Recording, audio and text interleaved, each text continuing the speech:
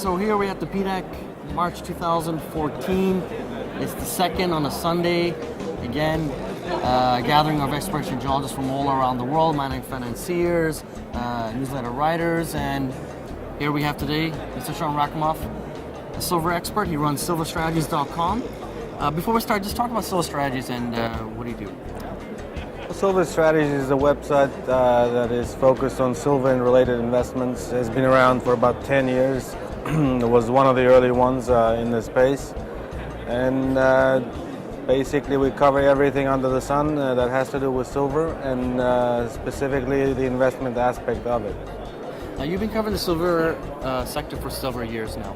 And we all want to know what's the next leg. It's been very interesting from what we've experienced in the last several years. But why would someone want to invest in actual physical silver? And talking about the different mints around the world, is there any difference from where you buy silver from? Either if it's in Mexico or Australia or Canada, is there a difference? Well, first of all, silver has been used as money historically, world over pretty much.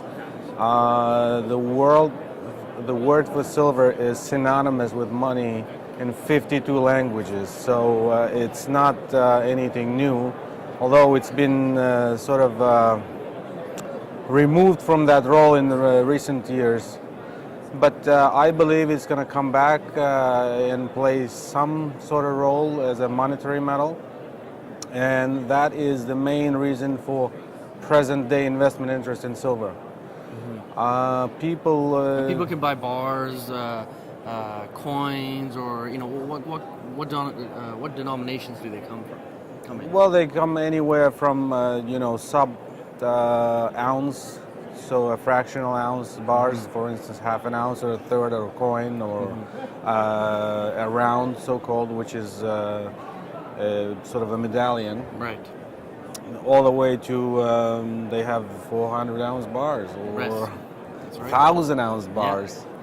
And actually depends where you get it from too, because if you go to Asia, for example, in Hong Kong or certain places like that, you get the kilo bars. Kilo bars, it goes even higher. But also not even that, not even the weighting of the actual bullion, but just the types of silver that you can get. The jewelry, the different designs. It just varies between cultures, obviously, of course. But going back to going back to the mints, does it make a difference from where you buy it from? Not the value or anything? Not in my experience. Different mints sort of issue different purity of coins. Bars are usually all the 3 nines or 4 nines, and for coins it may vary a little bit. Usually 3 nines or 4 nines. More importantly, coins usually will have, if it's an ounce coin, will have 1 ounce of pure silver, and then something added to make it a little more stable, so it doesn't oxidize and it's not as soft. Right. Again, in my experience, it doesn't really matter which mints you buy from, as long as they're reputable mints. You probably want to buy from sort of the government mints or official mints. For instance, in Australia that would be Perth Mint. There's one in Austria. Of course, there's a number of them in the US, the Royal Canadian Mint in Canada. Right. So those are the coins you want to stick with, especially if you don't have any experience in this space. And beyond that, I think geographically, there's maybe some tax considerations on different types of bullion. Right. So you got to take that into account, as well as where the coin is produced. Right. May have tax implications if it's viewed as an investment or numismatic or a commodity, that sort of thing. So it's specific to the individual or geographical location. Right. So now we know what to buy or how to buy. But now I guess we have to talk about when to buy. So, we've talked about the silver price where it did trade around $48.55 back in early 2011. It went in February to around $30, and now we stand around $20 now. What's the next leg up for silver? Where do we go from here? Well, for the cycle, and the cycle dates back for silver roughly to 2002, 2003, which it bottomed right under $5, around $4.55, I believe the actual bottom was per ounce. This is US dollars, we're in Canada obviously, but So we did have that tenfold run towards $50, and we've been correcting since. I believe that the cycle is not over by any stretch. If anything, we're sort of at a halftime for the cycle, so there's probably a number of years more to come for the bull market. So I've been on record saying that we're going to see triple-digit silver in this cycle, and I stand by it. And what the denominator is, whether it's 100, 200, 300, will largely depend on the amount of money that's printed. Right. Because silver, as we know, is not printable. So probably we'll see 200, 300, could be higher than and the that. U.S. is still on pace to keep printing their currencies. I mean, they reduced it by just, around $10 million or so, or less than that per month? From their... Yes. Well, the U.S. is not the only money printer. Of course. The various governments around the world are doing a good job of, Or they're doing a function of some sort of monetary policy to inflate the balance sheet somehow. So. Well, they believe it helps or makes sense for them to do so. For instance, in India, the government has taken upon themselves to try to intervene in the precious metal markets significantly. Again, this is not anything that is unusual for this space. It happens from time to time in different jurisdictions. I expect more of that sort of thing to take place as things move forward. Right. So, I mean, you're very positive on the outlook of silver and the trading price. So what are some of the influencers to make that happen? You know, there's some geopolitical events. I mean, we saw just the last couple months with Ukraine, and one startling thing that I saw was that, once they had those protests and ongoing, I mean, $3 billion were withdrawn from the banks. And the current reserves in Ukraine are $15 billion. Are those the type of events that can help silver trade? In the short term, yes, they can. Cumulatively, they may also have some effect during the cycle. However, the overriding theme here is we are experiencing some financial and monetary crisis. So that is the overriding trend and theme, the reason for the bull market in precious metals, silver specifically. Of course, gold and platinum metals, they have some more other factors that influence the price there. But silver, again, is a monetary metal, and that's going to be the driving factor to take the price of silver, to hundreds of dollars for the cycle. Again, it may not happen tomorrow, probably won't. Although from this bottom, from around $20, I do expect a very substantial rise in the next 2 years. Okay. Now, with that being a bottom, I mean, a lot of the gold companies have come up with a lot of their earnings over the last month here. I guess it was expected that they didn't come up with very good earnings, a lot of cash and impairment charges. They had to revise the amount of reserves. Are we going to expect some of the same thing with the silver companies? I mean, and the gold companies are in position, they have to continue to regain the confidence of investors. Are silver companies the sector itself facing the same situation?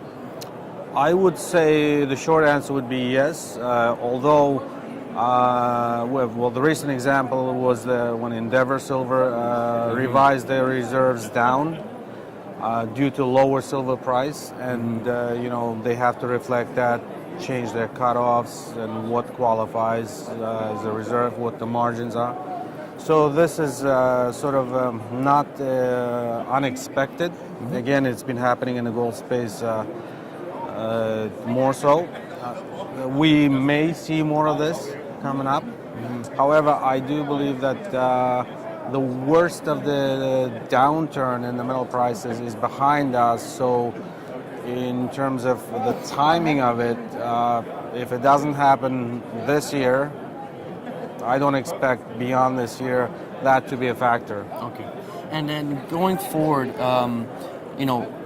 we've talked about the rally of silver lately. Near the end of November, December, I would say there was some sort of rally, even up until now. I mean, it's corrected a bit. But what do you foresee the price going forward? Is there a specific target price you look at, or is it just... You just believe that it'll be more on the upside. Well, I do expect a new high, probably I'd say in the next 12 months.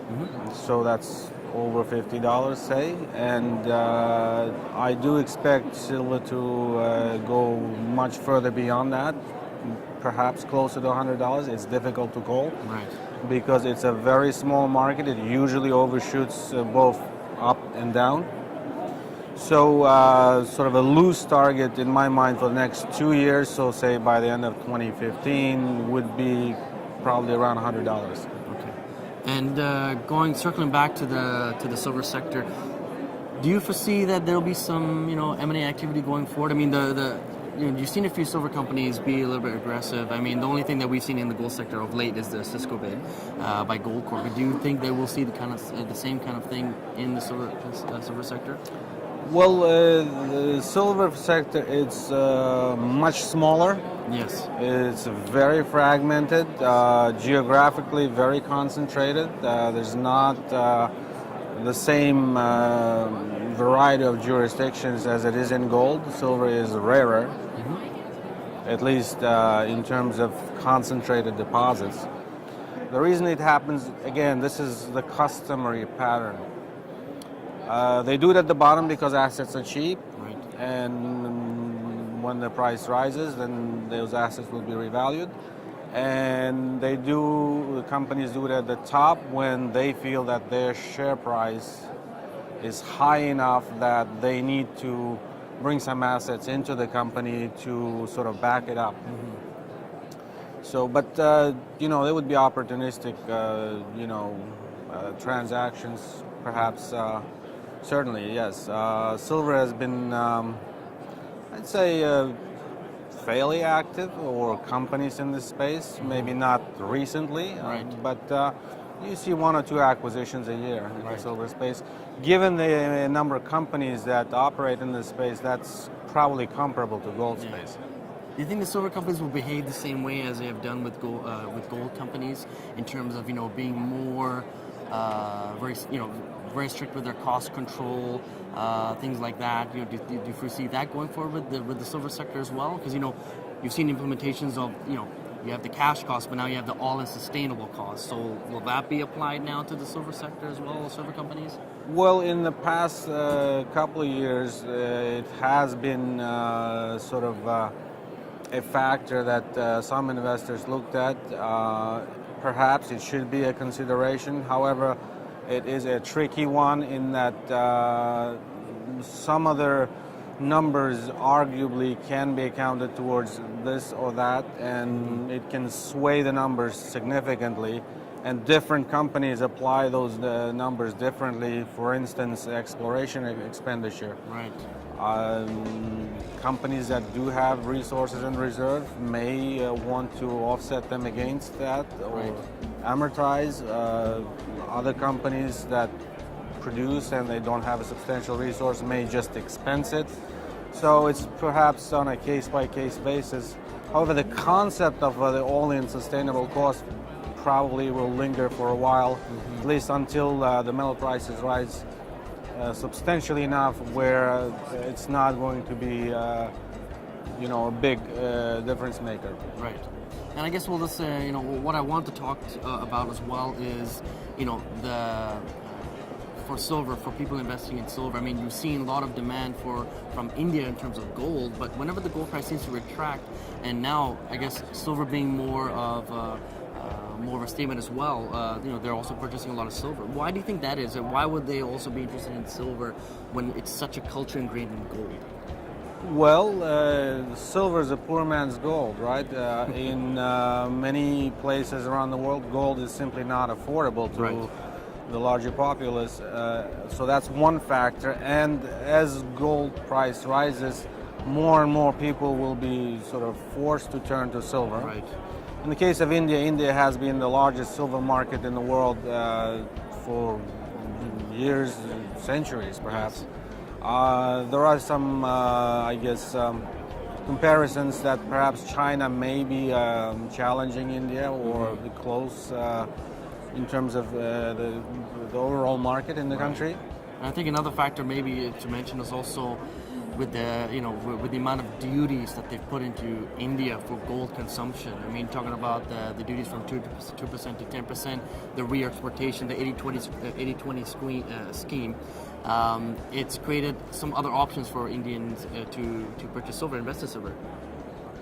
As times of the year change, they have different holidays that they do these purchases around. The budgets or other considerations like harvests play into that. Right. And the Indian government right now is talking about scaling back or curbing some of those tariffs. Correct. On We'll find gold. out. We're supposed to find out by the end of this month. I mean, we'll see.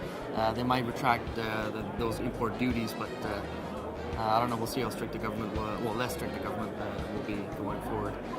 But any final thoughts on the silver sector or the silver price you want to add? I'd say in the next 2 years, silver will be perhaps one of the best performers in the metal space.